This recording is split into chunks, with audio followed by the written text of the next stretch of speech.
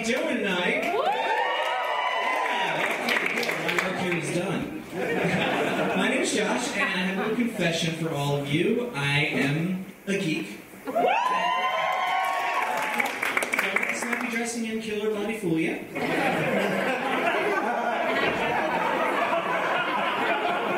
I am a geek, and primarily I'm a sci-fi and fantasy geek.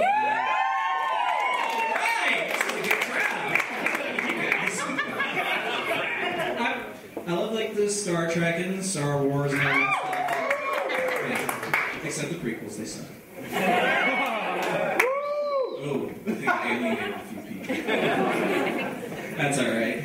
But as a sci-fi geek, I sometimes go to conventions, actually. I go to a lot of them. And they're great, they're so much fun. But there are always some weirdos there.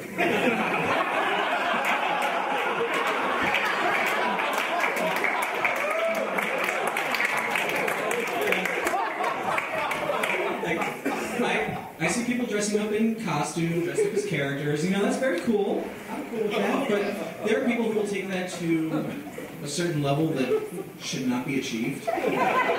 Like having ridiculously sexy versions of characters that are in no way sexy. Like, I don't need to see Darth Vader in pink spandex. It kind of ruins the intimidation factor there. And, you know, as a straight man, I will concede Indiana Jones is a sexy man. That does not mean I need to see a version of him walking around in assless chaps. I just don't. It's horrible. You see, I need to find space. I would lose my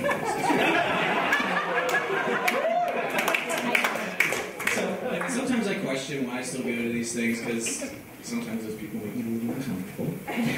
But there really is like this geek peer pressure. And I think it stems from the fact that we were all very socially awkward growing up, and we were never really accepted. And so now that we're finally accepted by a group, we will do anything to remain in that group.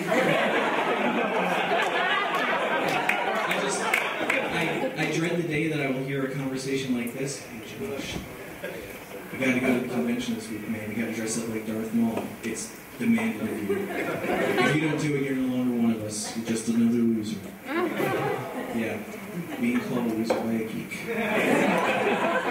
That's a tiny slice of hell I could do with that. So aside from being a geek, I'm also a people watcher. Anybody here just like to hang out? Secrecies? And I do this a lot. I like hang out outside the movie theater and I watch the people walking around. And I noticed that the more you do it, the more you become not a people watcher, but a people judger. And suddenly you start thinking that you are superior to everybody for the most mundane reasons. Like, hey, look at that guy over there. Coffee. Poser. Yeah, look at those girls over there. They're buying shoes. Yeah, way to reinforce the stereotype. Yeah, we are so much better than all these people now. Let's put on our wizard cloaks and get our magic wands and go stand in line for Harry Potter.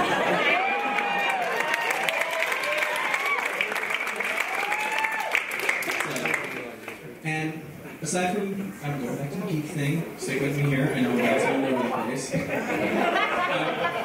Aside from being a sci-fi geek and a sci-fi fantasy geek, I'm also a history geek. I love watching the History Channel. Anybody here love watching?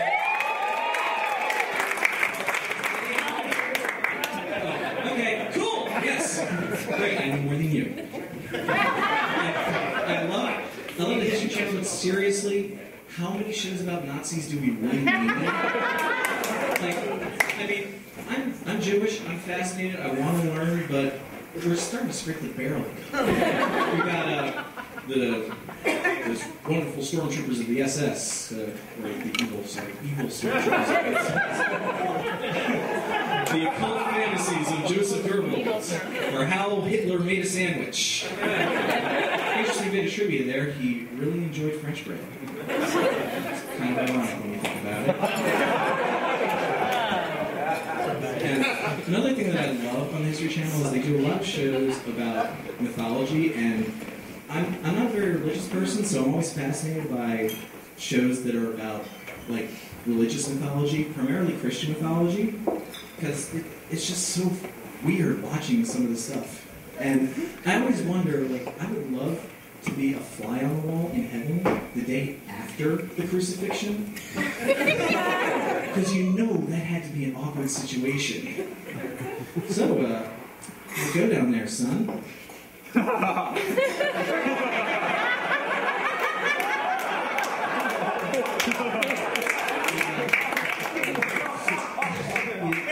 You need anything? Yeah. You can give me some bandages for my freaking hands! And recently they were doing this show called God versus Satan. And I just think this is the greatest title of a show in the history of ever. They were showing all these commercials for it, and they were just your typical, this is the end of the world, this is the big battle, God versus Satan. I feel like they kind of missed an opportunity here.